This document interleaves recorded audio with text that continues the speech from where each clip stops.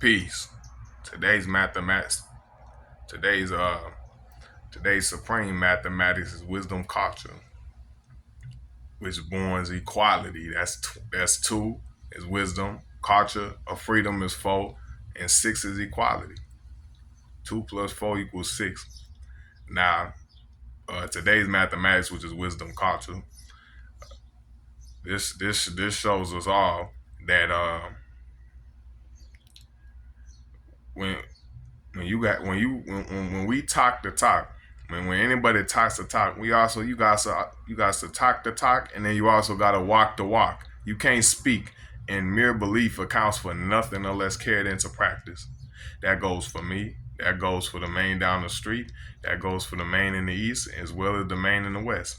If we speaking on something, we have to be very wise, and we have to make sure that we carry our words into practice and bring forth the equality that of what's leaving our mouth, wisdom, right?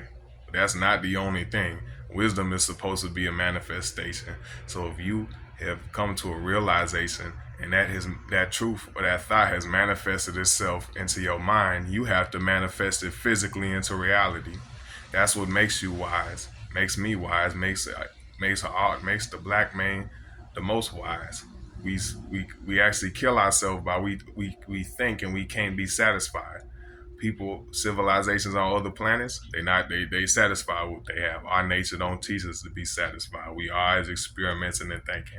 So naturally, since we can notice a lot and we can be wise to a lot, that means we can apply a lot, and we can do it mentally as well as physically, not just criticize all the time. Because this good goes for me.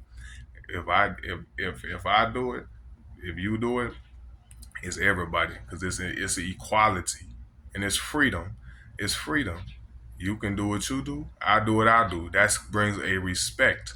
But if you don't have that respect, really the only thing you disrespecting is your own self by making your ignorance appear manifest and making yourself look foolish. Because what you say, we as far as criticisms, what solution do you have? It's an equality and it's freedom. It's not just, oh, this is wrong. Well, do you have the solution? Oh, there is the solution. Are you carrying your solution into practice to the best of your ability? If not, then what do we have?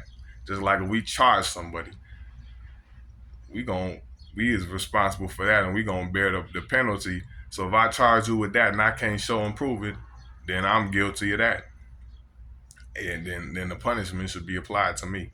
But dealing with all of there's also another thing that shows us is dealing with criticizing people is we have to be very wise in what we're doing.